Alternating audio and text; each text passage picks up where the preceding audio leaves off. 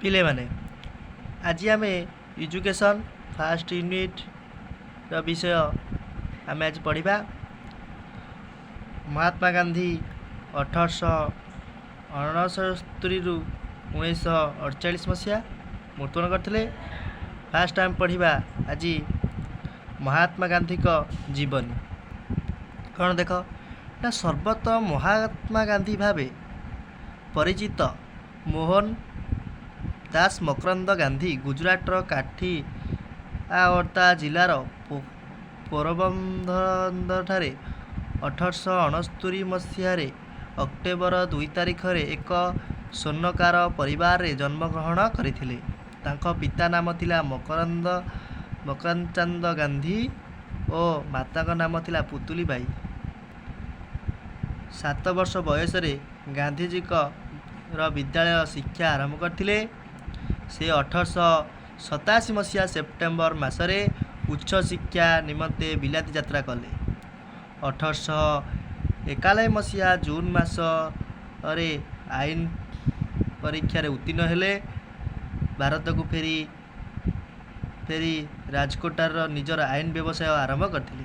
से 1843 मसीह आईन परामर्शदाता भावे दक्षिण आफ्रिका यात्रा करथिले। सेठारे स्वर्ण वैषम नीति गांधीजी राजनैतिक और सामाजिक जीवन को भिन्न ढंग गढ़ी तोली। तापरे से 1918 मसीहा भारत को प्रत्यावर्तन करी भारत को स्वाधीन करने ब्रिटिश शासन विरोध में आंदोलन आह्वान देते। 1919 मसीह 1947 मसीहा पर्यंत थिला गांधीजी संघर्ष कारबारण और त्यागर समय, जहाँकि 1947 मसीहा अगस्ट मास 15 तारिख भारत तार चिर आशांकित स्वाधीनतार स्वाद पाइथिला। यह थिला गांधीजी महात्मा गांधीजी का जीवनी। एतिक है पढ़ीदब महात्मा गांधी का जीवनी यहाँ थिला। गांधीजी का जीवन दर्शन और शिक्षा दर्शन कौन थिला आस जाना ना। गांधीजी का जीवन दर्शन भारतीय संस्कृति और प्राचीन परंपरा वार्ता बहन करे। ताहा विभिन्न अनुधान स्पष्ट होता है। अन्य पक्षे गांधीजी का जीवन दर्शन तांको शिक्षा दर्शन और पद्धति प्रतिफलित। तांकर जीवन दर्शन को केतोटी दिग थिला। ईश्वर विश्वासी, सत्य, अहिंसा, सत्याग्रह, कर्मयोगी, समाज गठन, शिल्पीकरण, ग्राम गठन और नैतिकता इत्यादि। शिक्षार अर्थ कौन महात्मा गांधी ना। गांधीजी शिक्षार अर्थ संपर्क में कहते जे शिक्षार अर्थ है मानव बा शिशु मध्य जहाँ कि महान ताहा उन्नयन करवा, ताहार देह मन आत्मार संपूर्ण विकास करवा। शिक्षा व्यक्तिर सर्वांगीन विकास पाई एक शक्तिशाली माध्यम बोली गांधीजी मत देते। यह थिला गांधीजी के शिक्षार अर्थ।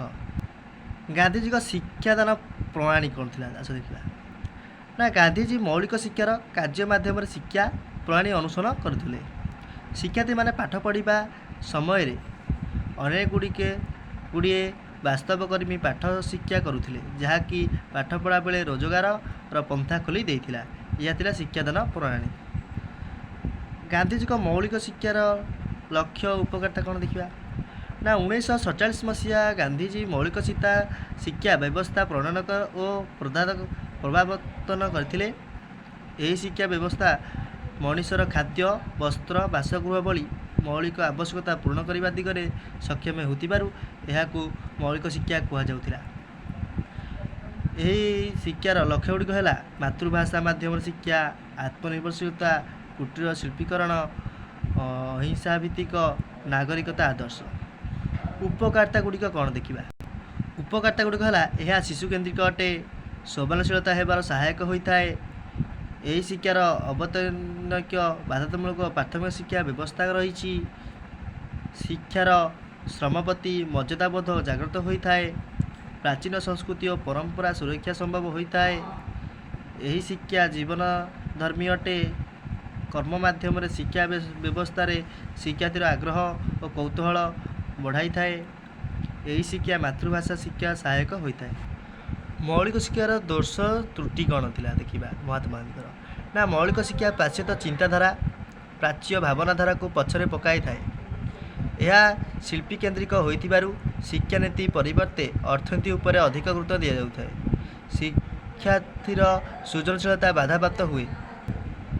ମୌଳିକ ଶିକ୍ଷାର କେବଳ ସୂତାକଟା ଓ ଲୁଗାବୁଣା ଗୁରୁତ୍ୱ ଦେଉଥିବା ହେତୁ ଏହା ଜୀବନ ପ୍ରମୁଖ ଚାହିଦା ପୂରଣ କରେ ନାହିଁ। ଏହି ଶିକ୍ଷା ମୁଖ୍ୟତଃ ଗ୍ରୋପୋପଯୋଗୀ, କିନ୍ତୁ ଏହା ସହରାଞ୍ଚଳ ପାଇଁ ଉପଯୁକ୍ତ ନୁହେଁ। ଏହା ଥିଲା ମହାତ୍ମା ଗାନ୍ଧୀଙ୍କ